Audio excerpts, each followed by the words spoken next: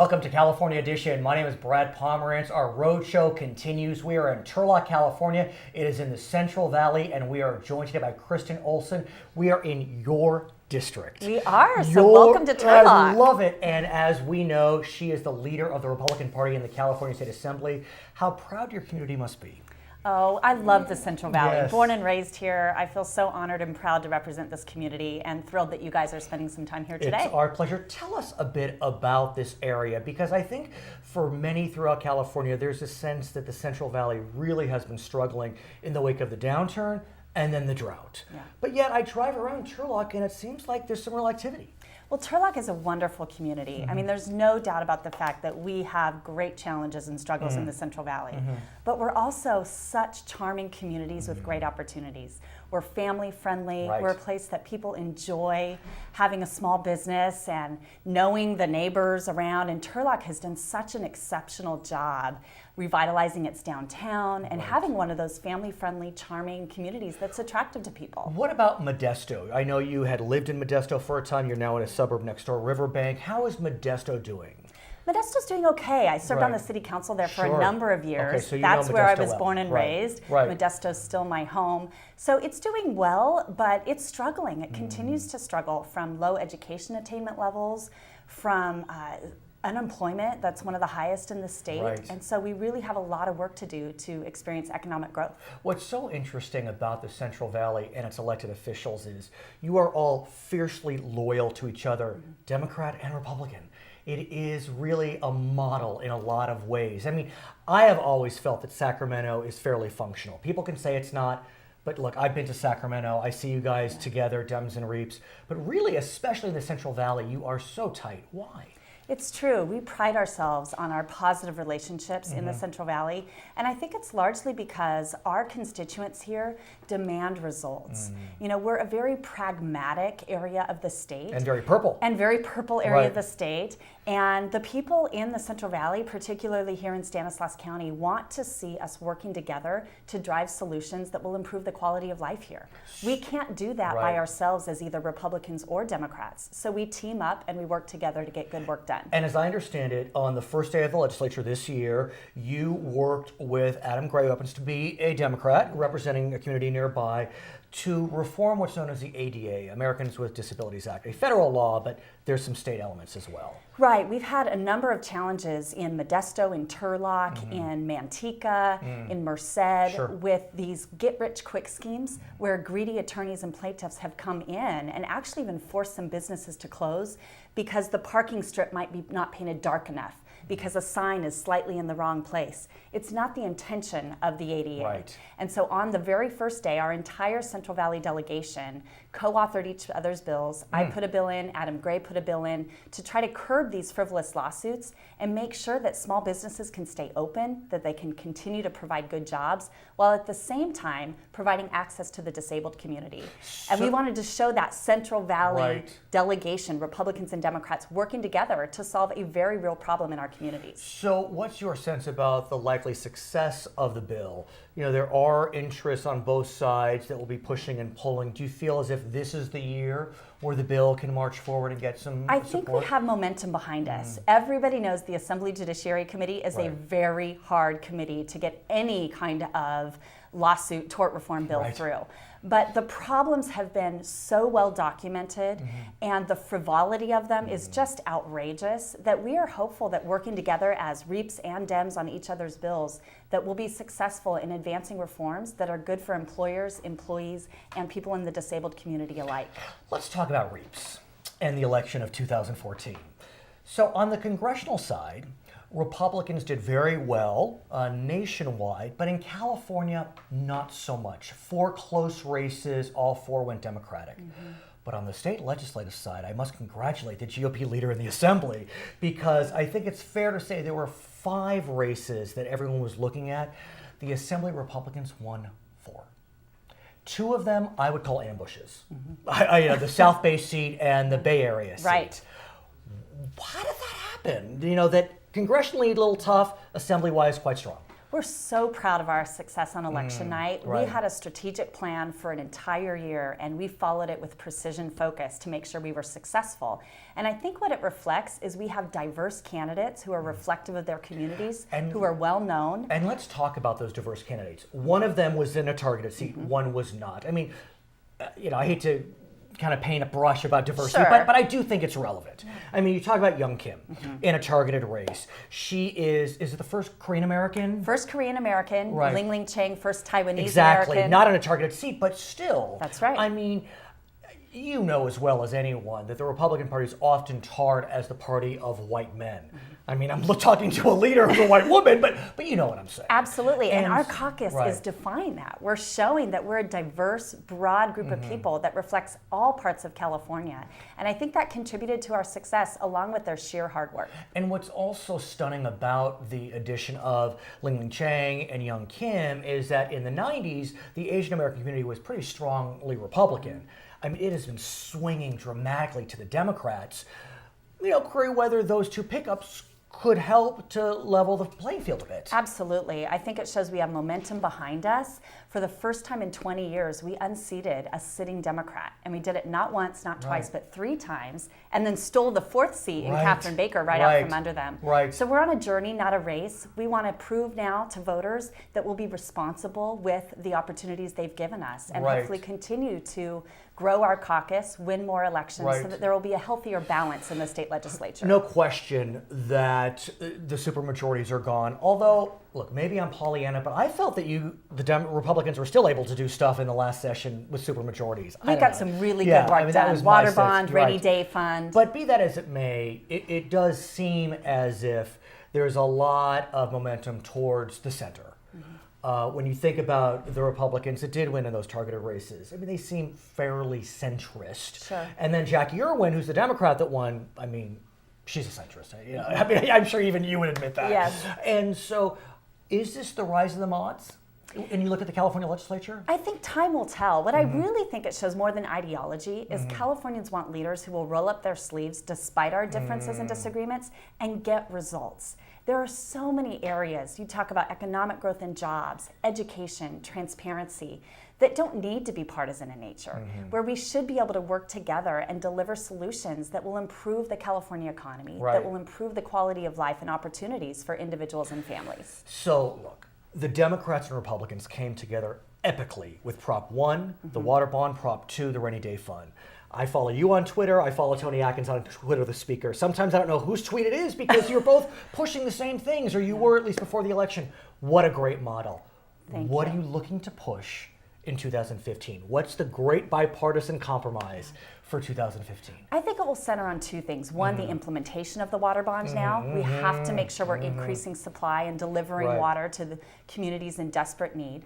And 2, I think higher education. We have a lot of work to do to stabilize tuition rates in this state. Here Kristin we're at the home of Olsen, CSU Stanislaus. yeah. That's what we'll work on together. I mean, we know it's been in the news lately, the desire of the UC trustees to spike tuition rates, and the governor's not for it, the speaker's not for it, the leader's not for it. So where do you go with that? I think what we have to do is find solutions because we need to have UCs and CSUs that are affordable, accessible, top quality, and we have a long way to go to figure out how to provide that long term in a way that keeps tuition stable and affordable for families. So we've put some ideas out both in the Assembly and the Senate that we need to work on, but basically the state needs to invest in our universities and we need to be responsible with the money that taxpayers have already given So to how fund do you that. how do you do that? Do you extend Prop 30? Do you take away the middle class scholarship that was passed? I don't mean, think we what need do to do either of those. What we really need to do is make sure that we're prioritizing funding in the state budget for higher education.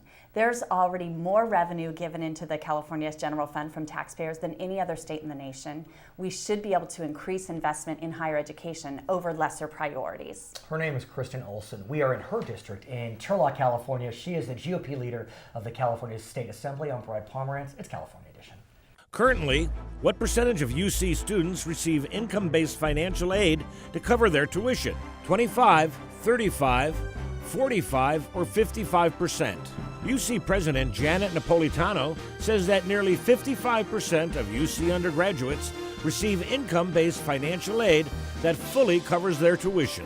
It's California Edition. I'm Brad Pomerance. Our roadshow continues in Turlock, California in the Central Valley. We are joined today by the mayor of Riverbank. His name is Richard O'Brien. Riverbank, of course, a beautiful community in Stanislaus County, which, as we know, sir, was hit pretty hard during this recession. And I want to get a sense from you, how is the greater Modesto area doing today? Well, in Riverbank, we did extremely well throughout the recession, although we had to make some hard cuts in personnel and benefits, having the employees take up their own benefits. And we have a shopping mall that's out there, shopping center out there, that has saved us from the retail, through the retail taxes, and provided 40 to 50% of our revenue. And this center had already been in existence It had prior been to the existing, recession. yes. It was planned in early 2000, and it was in full swing by the time the recession hit. What's remarkable about Riverbank, I should say, is that when you think about the general area of this community, you think there's a lot of ag. I mean, we know we're in the Central Valley. But Riverbank has made some changes, and probably at the right time, because as we're coming out of the recession, we're still in this drought, which has really hit this area hard. So how has Riverbank adjusted? Well, a lot of the agricultural industries have already left. So there's some pockets that we have to, right now we're currently planning to change the landscape and downtown. Literally and metaphorically? Yes, it right. is. In the downtown area, where we have a contadina plant that is no longer in operation, so we're going to convert that to mixed-use housing and retail. And we also have other areas such as cheese processing plants that have vacated for, stronger areas and better facilities. And again, we have a lot of... So why is it that you believe that for whatever reason, ag is starting to decline a bit in your community, whereas industry is rising, and yet in the general Central Valley, ag is struggling during their drought, but still strong? Well, a lot of the agricultural are being mega companies, the Blue Diamond. So they don't have the small plants. They now have their mega plants. Hilmar Cheese, great company, does a great deal of cheese for all of the other companies. So it's easier to process in one location than the multiple locations that they have. Also, some of the ag is being processed overseas. At the same time, we know you are a city near Modesto, which is kind of spreading out. Yes, it is. And so I'm wondering, how do communities like Riverbank keep their unique flavor as Modesto spreads its beautiful tentacles throughout the greater area? Well, we're going to do our general plan differently than what it currently is. We're going to retract it from one major avenue, which is McHenry, and retract it up to Coffee and keep that area between Coffee and McHenry completely ag. That way there is a boundary no matter how far Modesto goes. And also there will be a boundary between Riverbank and Modesto on Riverbank's southern border that will be strictly ag. So I must ask you, you have a pretty famous constituent. Yes. She happens to be the leader of the Republican Party in the Assembly. Yes, she is. She lives in your city. Her name is Kristin Olsen. How does that make you feel to have the GOP leader in the Assembly as your constituent? Well, I tell you what, she was smart in her move to Riverbank. She knows from Modesto. From Modesto to the City of Action. So that's, I'm pleased to have her there. But what does it do for your community? I mean, it's got to help. It does. It gives a strong image. We also have a supervisor of the county from that same city. Who would have thunk? I know. It's Who would have thunk? Small community. His name is Richard O'Brien. He is the mayor of beautiful Riverbank, which is bouncing back beautifully during this tough economic times. My name is Brad Pomerance. We are joining you from Turlock, California. This is California Edition. How many cities are incorporated in Stanislaus County? 7, 9, 11, or 13? Within Stanislaus County, 9 municipalities have been incorporated.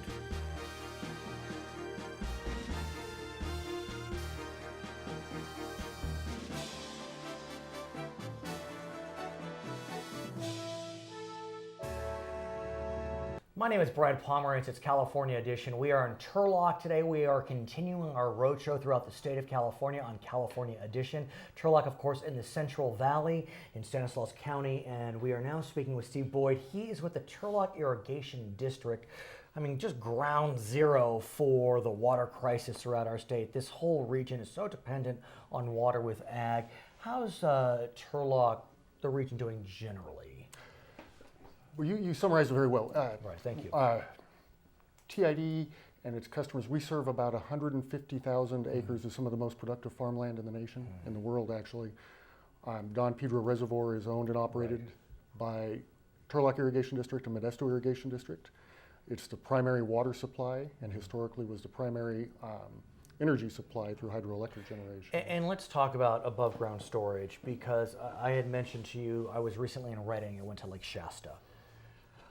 It looked lunar to me. I mean, it really, the levels were so low. And then I read in the Los Angeles Times, for example, in 2011, Lake Shasta was at 123% of capacity. Today, it's at 42%. Right nearby in Merced, San Luis Reservoir, 159% in 2011. It's now at 49% capacity.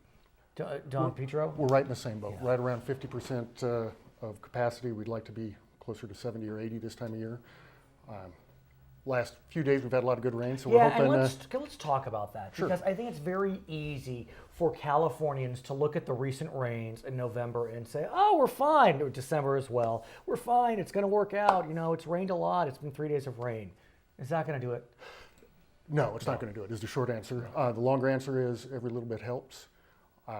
We need more storage, California, more storage for water. So let's talk about storage. I'm sure, based upon what you just said, that you're pleased that the voters were generous in November and passed Proposition 1, the water bond, which has about $2.7 billion. Is that right, for storage? Very close. We're hopeful that the state of California uses that money the right way. It could be above or below ground, but how does TID, for example, access some of those funds? I mean, I'm sure all your sister districts are going to be coming after it.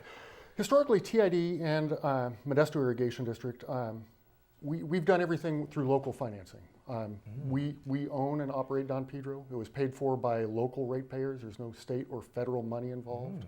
I think going forward we'll follow a similar model. So you don't think you'll try to access some of those state funds? One, I think most of them are probably earmarked at this point. Two, usually with funds comes strings. Right. And we have a long history of local ownership, local control, and doing what's right for. That being said, you still need to get approvals. And I know that you're right in the midst of a relicensing process. That's right. For Don Pedro. Tell us, for our viewers who are not familiar with that process, tell us a bit about it. The Federal Energy Regulatory Commission, FERC, licenses hydroelectric projects throughout the nation. They have the authority and the obligation to provide those licenses. And just if I may, Don Pedro has a hydroelectric element, but it also has other capacity. Don Pedro is primarily a water storage project. We capture water in wet years. It's large enough, it's about 2 million acre feet to try to weather some dry years and provide irrigation water. In 1923, TID opted into the electric business, and when we built new Don Pedro, there is a hydroelectric generation plant as part of that. And that's sort of what gives FERC the input for governance at Don Pedro. So continue, sir. So Don Pedro was constructed, and in 1967 we received a 50-year license from FERC to construct and operate Don Pedro as it exists today. That license expires in 2016. Right. Yeah, I mean, I can't believe that 50 years is old enough to get to 67, but be that as it may. Exactly. It is a long, slow process, as you can imagine, in dealing with the federal government. We started in earnest in about 2010. But this is not nuclear. I mean, it's not like Diablo Canyon, which is going through a whole rigmarole, or San Onofre, or... No, but there are a lot of environmental concerns associated Even with... hydro? I got the sense that hydro is pretty green. In my mind, hydro is very green. It's Right. renewable. The energy for the plant is free. It's water. There are a lot of people concerned about river impacts, though, and those Fair. impacts on fishery and salmon, rainbow trout. And so in these licenses, it's the opportunities for state and federal agencies, concerned citizens, and what we call non-governmental organization, NGOs, Sure. to have a chance to go on record with FERC about their views on how the project ought to be operated. And are you getting caught up in the morass of the Delta, or is it really That's distinct? a great question. Thank you. FERC kind of narrows the purview to Don Pedro and how it operates. but we also live in the state of California, Right. and Yeah. you know, the state, through the State Water Resources Control Board, has hooks into this process, and they have a real concern about the delta. So is Don Pedro literally attached to the delta in any way? Yes, Or, it is. oh my, so. Don Pedro flows down the Tuolumne River, which is a tributary to the San Joaquin River, which flows north No, straight into the I gotta delta. think you're completely stuck in that morass. I don't know how you could not. I mean, I feel for you, sir. Well, and interestingly, Yeah. there's the kind of the FERC process. Right. And so FERC says our purview isn't state, but the state has the delta issues they're working on in their own flow But are you like regime. caught up in the whole like endangered species stuff and the species. smelt and Yeah, and you got the smelt in the well, the smelter in the delta. There are those that believe more water from some of the tributaries is going to help the delta, and so you know they've kind of got their hand out. And we've long had the position that we believe TID is responsible for mitigating any problems we've caused in the Tuolumne. and have you caused? You know, What does the actually- application say? say that? What does the application say? Does the application kind of cop to issues that need to be remedied? I believe we have a 50-year history of making improvements on the river since the dam was there. Okay. For example, in a year like this, there'd be no water in the river without the dam. It would Right. be dried up. And so, you know, we start talking about endangered species like rainbow trout and salmon, Right. there'd be zero water there. And by having that storage, by operating in such a way to try to manage for those species, has made a significant improvement. We've invested millions in habitat restoration for migratory fish. So you're in the midst of the process now. Correct. I think you filed your preliminary application already, or it's a little complicated to Yeah, follow the there's process. several steps. We're up to sort of the final license application. And step how is that going? It's got to be stressful. It's got to be exciting. Where do you go from here? It's all of those things. We have, it's been said that the Tuolumne River is the most studied river in California. Really? Yeah, I believe it. We have mountains of quality, some of the best scientific data and best models that have been developed to date on hydrology. I read 30 studies. Is that what you've done just as part of the application? FERC ordered over 30 independent studies in 4 different areas, mostly related to the fishery, but including recreation. We developed a series of, or a suite of models. And I presume FERC does not pay for the studies.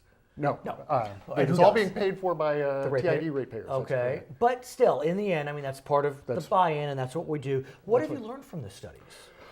The most interesting thing, at least to me, is salmon is sort of the species of choice in the river. One of the predation studies we've done indicates that up to about 93% of the juvenile outmigrating salmon are consumed by non-native predatory species before Non-native.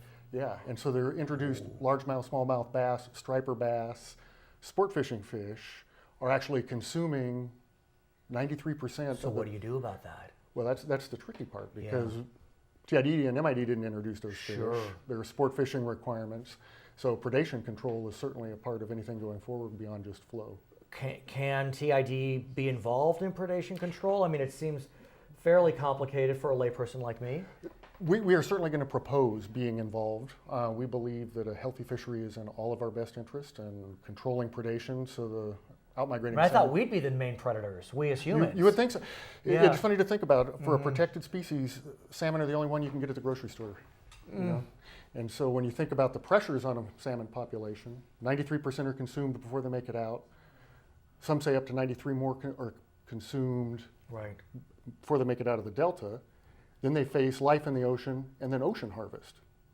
It's a miracle they survive it all. It's wonder any His comeback. name is Steve Boyd. He is with the Turlock Irrigation District. My name is Brad Pomerance from Turlock, California on California Edition. When evaluating by maximum water capacity, what is the largest reservoir in the nation? Lake Mead, Lake Oahe, Lake Powell, or Lake Sakakawea? Lake Mead, along the Arizona and Nevada borders, is the largest reservoir in the United States in maximum water capacity.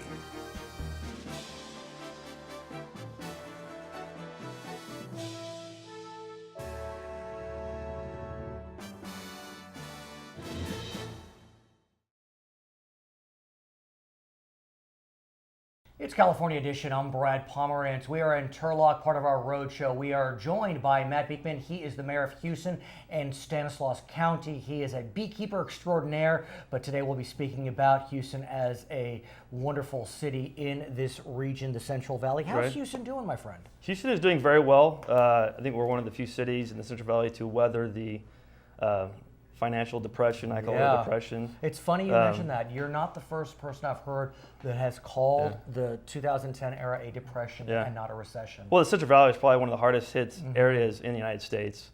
But Houston uniquely, we've been able to always have balanced budgets. We've never tapped our reserves, even through that very bad fiscal time. How? I mean, Stockton is just up the road. Right. And they went bankrupt. You know, Escalon had to cut tons, relatively speaking, several positions. How'd you manage to do it? We were very conservative, and unfortunately, we had to cut a lot of staff. Right. At the peak of the economic times, we had about 28 staff, and we're down to 15 now. Okay. So we cut our staff. We've always been very conservative in terms of our planning. We never overextend ourselves in terms of financial obligations for infrastructure. We were very smart about how we went about things. Are you bouncing back? That's the key. Yes. Oh, yeah. We're in terms of housing construction, and what's interesting too, in terms of housing construction, we never stopped. We've always. How? Houston's a very desirable place to live. We have the lowest crime rate in Stanislaus County.